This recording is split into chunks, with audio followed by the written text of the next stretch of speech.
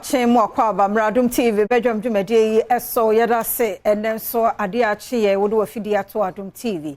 de ade hyase ya Adom TV Badwam kase ensem ne do so ne to dwa wo mu bi ya wo betini o hyenkani ye nam na hyen so nti eye keteke fofora yakraba ye so ahwe ne bobre enya nkwanhia no ya kire no ye de honsam ne chiremu ebebro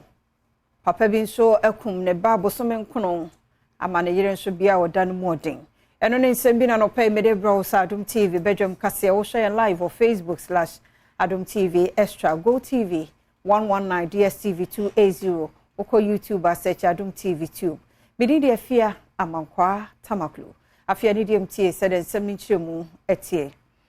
aposifo ache ohyenkani a ne car number ye GS 9018-20 se wo mususu se wono ebe nim ho bi na nkwanhia asi ewo tema mpakadan eye keteke kwantempo no eso na ni nyina no ejina keteke fufura ya krade aba o man Ghana mu a yeso ahwe se ne bibia gina yie no na ya wode enya asa nkwanhia bra na nam kwan eso na posifo nhwehwemu kakra no ekiremu a na sa wo hyenkani no eyade se wo na hyen no ese ye no wampe ho asamo anya nya hwe nti na ma keteke no so ede ebebo mu oyobi ana wakofa cement akọ hwie agu awia na wakọ yi awie ene wie akire masa nkwanhie yi esiye make say osofo ye o hweketeke kwan so o repeater mawu o se engineer se ye adwuma e wo keteke no ehu ye besie bia na Adom TV kase ye de beba mayento akase no so na yenkwa rahosam ya esie make say obatan ya ne din de Philomena wusu wanya mfie duonu enkono bia wodan mu eden ne baba yu akuma akra baby abosome enkono wato na nanu nsie do bra wo mo yese wode ne call Winneba Trauma and Specialist Hospital na ni nyina gina se wono ani kunu na wahwie asedagu won mo so wo gomua pomaze ye wo gomua central ye mfimfim mantem Adom TV kase etwase ba ko tifia ope dynamite se omoko shi assistant na am say tawanta wo bi mintem ho ase bi esi ye na no sister no dan wo jai no ba fi se akwala na ne ho asenti sister no mom nko landlady ni fie wono nko fa ne ba ga na bre nti am so orokọ no na o sha boy bi su de da fie ba ko bi enyim nti onu so no dan no ho na boy ni si nya chi bae na mo so bo hwe ase no de ko mo so akwala ne obanya 9 months this 26 year sometimes so munya bi because edu baby kwana Mr. Son to many intinabi because of saying onye ne kasa ne nyama ye ho ya enso ne nti one de o Son to many intina nti meni se ebufu dada ne na hye ne minim de ba ya otumi di ase de fi ne fi eba bo hwe no so na police for action omo kusa mo hwehwe no nti asembe na be ka kire police for action say omo mboaye na sa wudi for no omo nchire na assistant says yes here in the kokolebo ya transfer na kokolebo mo be hia mo e be hia mboa isa sisi ana kwara ne free akwala ne free esi obe free kwa nyenya free moja asana akwala ketwa 9 months for free it's in side of mento akase no so na yenkwansan foforo mu na National Association of Graduate Teachers etwaniti ase na grate bo aban no kwadu so awia adwumayefo won mu esika evise nia wotete won mu free won bosomi akatua no mu nyina no wonhu ni nyina so biara na nei won ne nsantwofo di nkomo na won president Angel Kobunu ede nsemi eto edwa Adom TV etwase sunu bia aban te yensika aye friend dues eni sika yete editua tier 2 pension scheme the person manfo ntia say ye retire bibia ye gi yensika ye snit eni tier 2 pension scheme na so aban te sika no na aban na amfa nko tier 2 pension scheme organization na the eba no say uko retirement sika na esa ogie edi ko retirement no unsan to mean cancer sika no eni nsie hu na ababa ka ho ne etoso mienu adwumayɛfoɔ ɛyɛ members of unions. Na bosome bia aban ɛte dues ɛma unions no. The last time aban tua saa sika na ɔtete fee adwumayɛfoɔ aketua mu no ɛyɛ December 2023. And tier 2 pension so last time ɔtua saa tier 2 pension na watete afi adwumayɛfoɔ aketua mu no ɛyɛ June 2023. So the urban say aban agigi sika no nanso aban amfa sika no anko bebia say sika no ko asema ye wo bisa ne say sika na watete no ehimfa na wo di sika na ato ya to Adom TV Badwam kase no so na anti bill no ho ensam akwakopie mu e wo court no eno a wo mkwa asetena ma Accra High Court aye ne say nyame ya Adom epo yi bosome de to so do no enkuno no wo mumra na wonto ansam no eso ni nyina gina owura Roxen da fia mapo ede eto edwakire se e wo se parliament e speaker nso ohwe na ne e wo so ye bia na ban ana mampani esan na yemra no on disonti e ho nsam Adom TV etwaso. Very gracious because of the application for expedited hearing. As you can see, all of us are trying to file our processes on time. The only thing that was of a bit of a surprise today was the fact that the Attorney General, who had indicated at our last sitting that they were not going to file an affidavit in opposition, but were going to come and argue on points of law, have now filed a formal affidavit in opposition and their statement of case. So we would have to take a look at it. We looked at it in the court. We were served in the court. So we had a look at it, and we believe that there are a few points that we want to deal with. And so barring, I don't think that there will be any reason why on the 29th we cannot move. We've already moved the motion, so then the court will take the motion as it is now. Clearly we are on course. We brought to the attention of the court the letter from the Speaker of Parliament. And so that was an important point because Parliament has responded to the letter from the Office of the President. And in our opinion, that even strengthens our point that without the intervention of adwumayɛfoɔ ya wo mo electricity company of Ghana ya santimante mu de se ne asante regional minister ababa ye ne de nyame ne mu ne enya ne kwan so ano no se wo mo general manager wo ECG wo mo akire no se wonya na adwuma yi ana se ne niema bi a wo ye enso eni na adwumayɛfoɔ yi adwen ho susu se enya ne kwan so eno no se bia bibi kura nkoso yie no a enye ekwan a asantimante mu so afofo aso ye no ne kwan so no nti senior ne junior workers union won mo kire se won hia chawpa ye mo den efiri owura Simon Osemensa ho na afi ensan won to ase de tie so a Adom kase edebe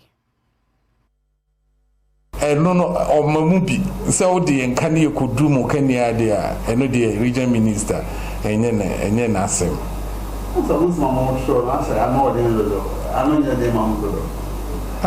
masa se obi ye na adwuma onko bokro no nko ye hwe wasora no pa ba adwuma o ye na adwuma obi de enka no wakwa kudum na oba police fo chi na uza no so ano edemba uza no edemba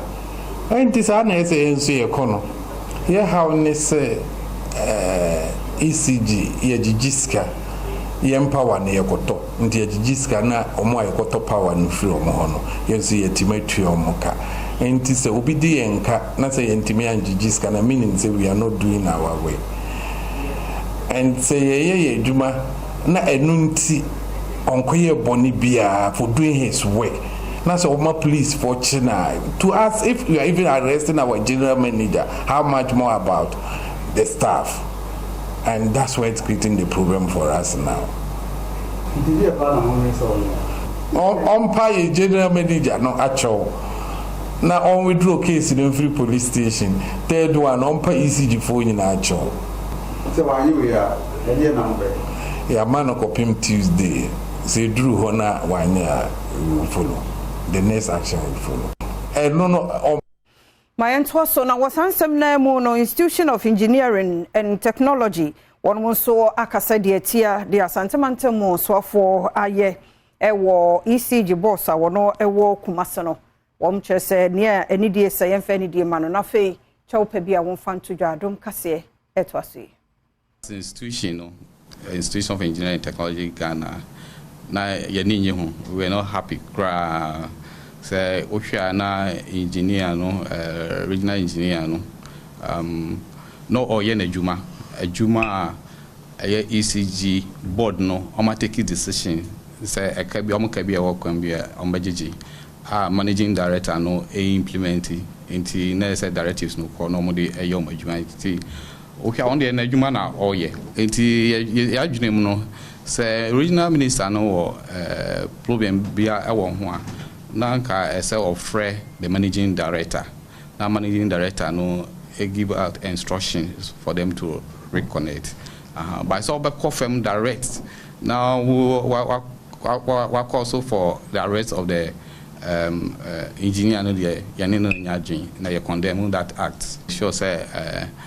ministers government appointees na almost 80 they don't have any rights say adwuma ni ana so adwuma ni bia bibia o show bi ase inti say won ti ase at least over friend na webusa no na who the next person say oni no di Adom TV kase na o hwe no na energy policy analyst wono nso ye Penida Institute for Energy Security na mwasi se wota otumfo achi na adwen a wode abasa nkebe ya electricity adwumakuo no yemfa nhya nkwankre binsa na wo muntumi ensom yen ye oni Adom TV kase etwaso kase ema ECG enam kan na ni mobile oha enchechemediasa 30% they cannot account for not sure that there are losses in the system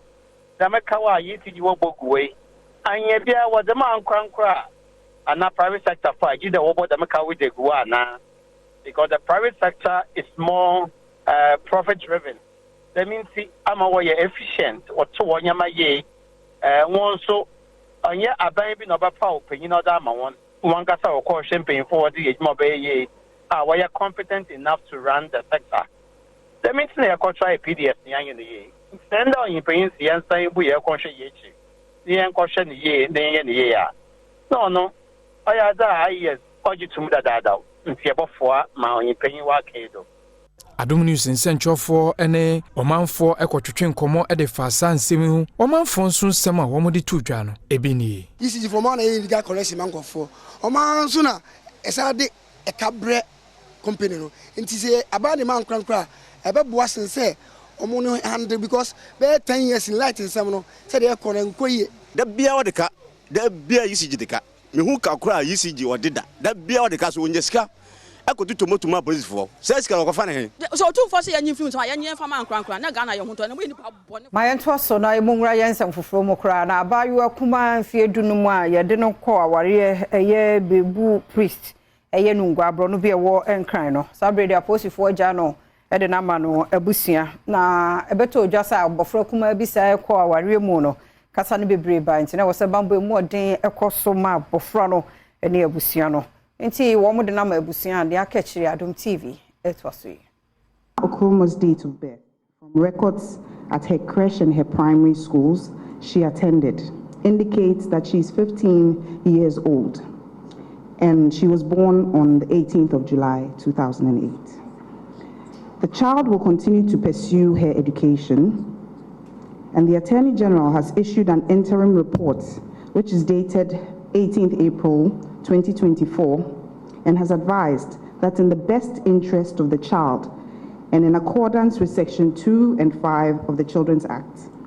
the child will be reunited with her family today, 18th April 2024, after the parents have signed a bond. Joint Committee awote ye no ochiremu awayen hwehwemu ehunu se aware bia eni abaye yi eni wolomu entem na emum amamre en wo ye ye a asade yesese abaye yi ye ema bosomu a efrisa abaye nye mfie nsia wotete no no wo hyase aye oswafo a wo hwe ahensem ene esoma wodo so Stephen Asamoah Boateng echiremu sei. She wasn't married to the Bogulome.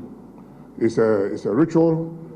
which she has been initiated into it at age 6, and she was focused on it. All they did was to elevate her status to a queen mother